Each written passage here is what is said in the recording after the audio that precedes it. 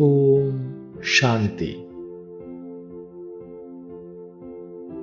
मनुष्य यह मानते और कहते आए हैं कि ईश्वर सर्वव्यापी है, परंतु जैसे गर्म लोहे में अग्नि व्यापक होने पर भी दिखाई नहीं देती,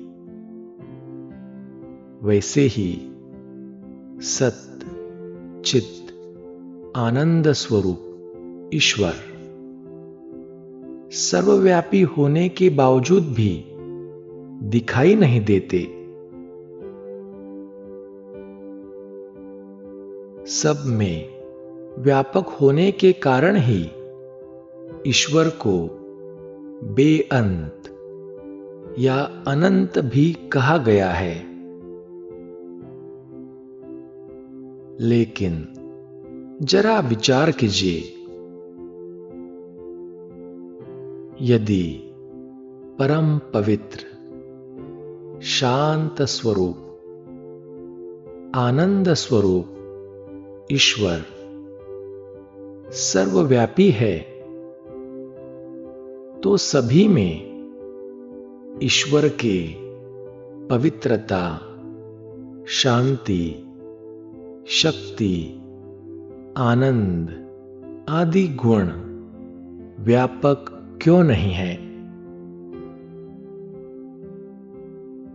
अथवा सभी में इन गुणों की उपस्थिति का अनुभव क्यों नहीं होता? इन ईश्वरीय गुणों के बजाय आज संसार में अपवित्रता और अशांति क्यों है? उस सर्वशक्तिवान ईश्वर के सर्वव्यापक होने पर भी आज पापाचार और भ्रष्टाचार क्यों है? क्या यह कहना विवेक संगत है कि आत्मा और सर्वव्यापक ईश्वर के बीच आवरण होने के कारण ईश्वर के पवित्रता, शांति, आनंद आदि गुण आत्मा को अनुभव नहीं होते? यदि ज्ञान के सागर सर्वशक्तिवान तथा दयालु ईश्वर सर्वव्यापक है, तो अज्ञानता का आवरण आया कैसे? जबकि हम देखते हैं कि कमरे में बिजली की रोशनी सर्वव्यापक होने पर वहां अंधेरा नहीं रहता, तो प्रकाश स्वरूप परमात्मा ईश्वर के सर्वव्यापी होने के बावजूद आत्मा में अज्ञान का अंधेरा कैसे हुआ?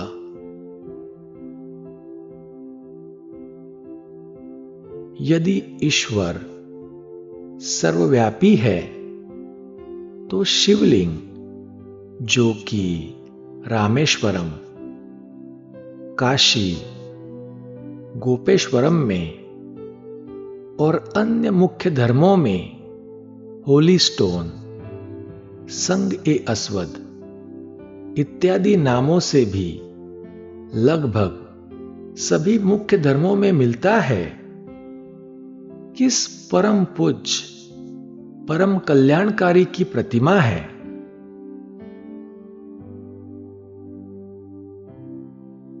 जबकि विवेक से तथा श्रीमद् भगवद गीता के भगवान के महावाक्यों से भी यह सिद्ध होता है कि ईश्वर का अवतरण होता है, तब फिर परमात्मा ईश्वर को सर्वव्यापक कैसे माना जाए?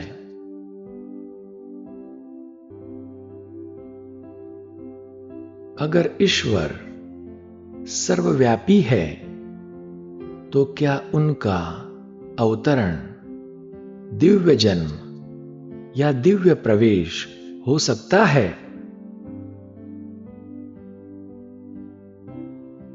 जबकि स्थूल शरीरधारी जीव प्राणियों की सृष्टि अलग है, अशरीरी अथवा मुक्त आत्माओं का लोक अलग है, तो सदा मुक्त ईश्वर को परलोक का वासी क्यों न माना जाए?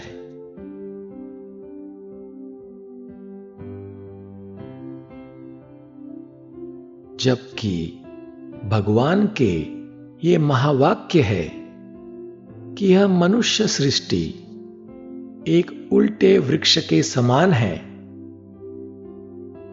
और मैं इसका अनादि अविनाशी बीज हूं,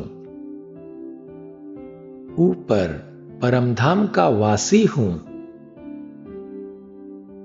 तब भी ईश्वर को सर्वव्यापी मानना क्या ईश्वरीय मत का विरोध करना नहीं है?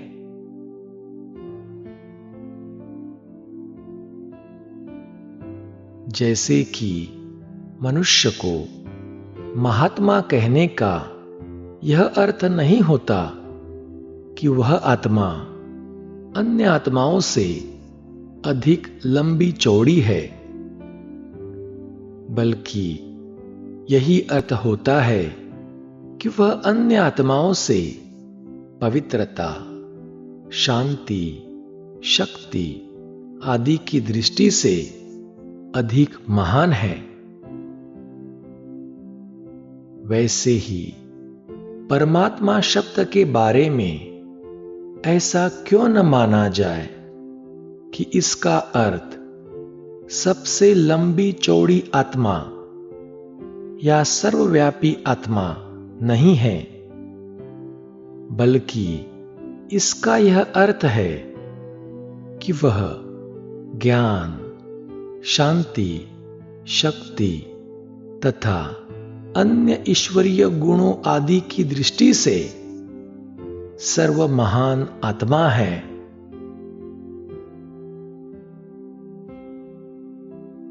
क्या ईश्वर को चोर, डाकू, सांप, मगरमच्छ, उल्लू, कुत्ते, गधे आदि आदि में व्यापक मानना गोया ईश्वर की ग्लानि व अपमान करना नहीं है? अब साक्षात ईश्वर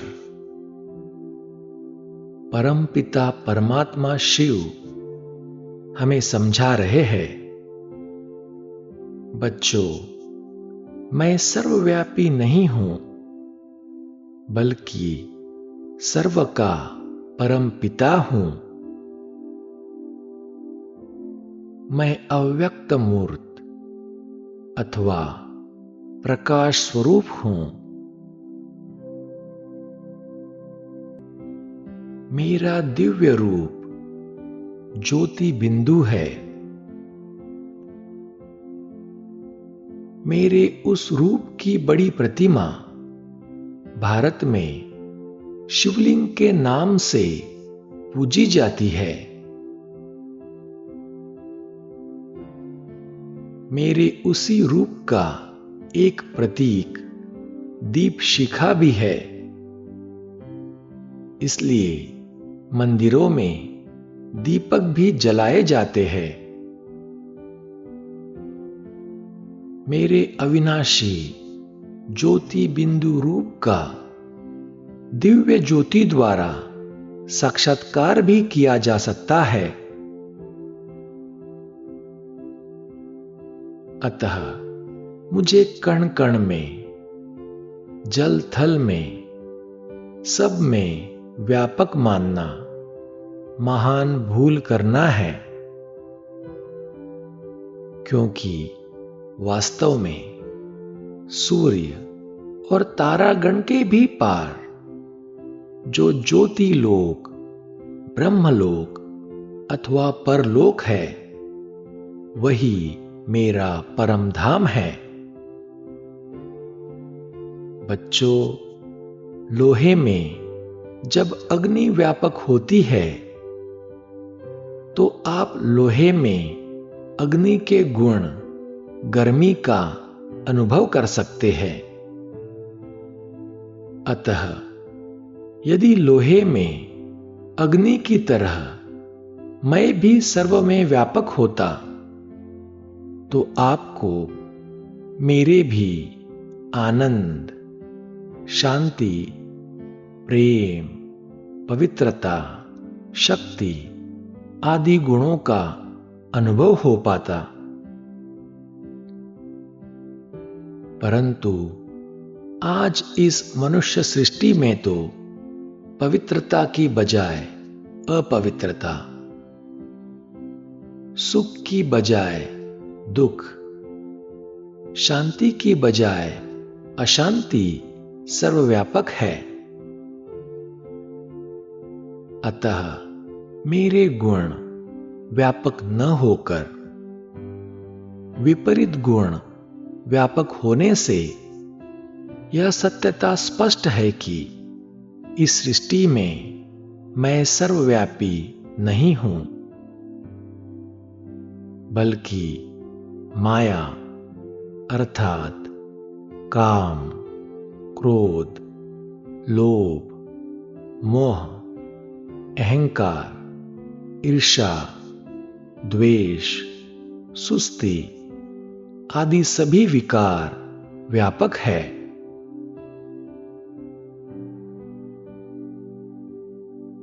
ईश्वर कहते हैं, बच्चों, मैं तो ब्रह्म धाम का वासी हूं और वहां से ही धर्मग्लानि के समय इस मनुष्य सृष्टि में आदि सनातन देवी देवता धर्म को पुनः स्थापन करने के लिए आता हूं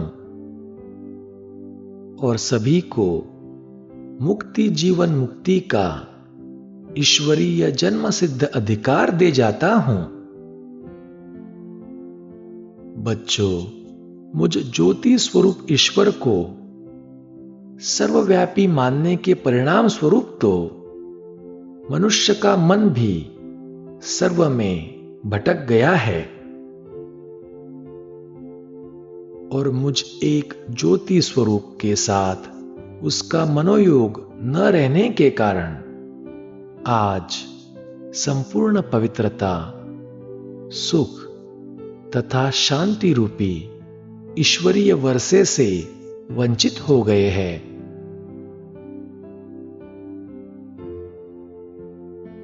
स्वयं परम पिता परमात्मा ईश्वर हमें कहते हैं, बच्चों, मैं लंबाई चौड़ाई के विचार से बेअंत नहीं हूं, बल्कि अनादि अविनाशी होने के कारण बेअंत हूं, अनंत हूं, क्योंकि मेरा कभी भी अंत अथवा विनाश नहीं होता।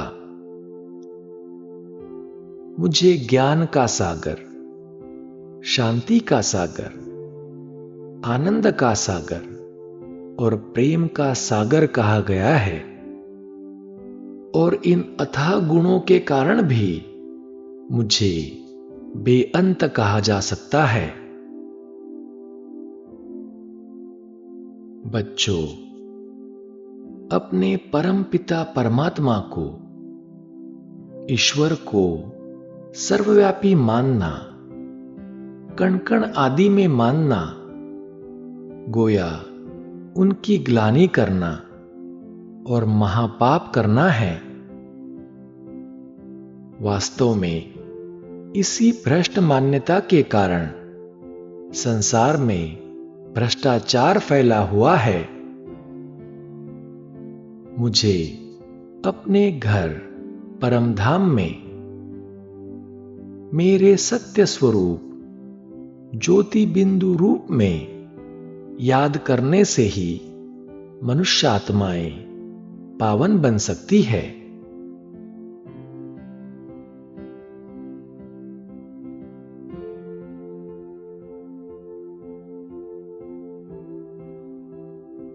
ओम शांति।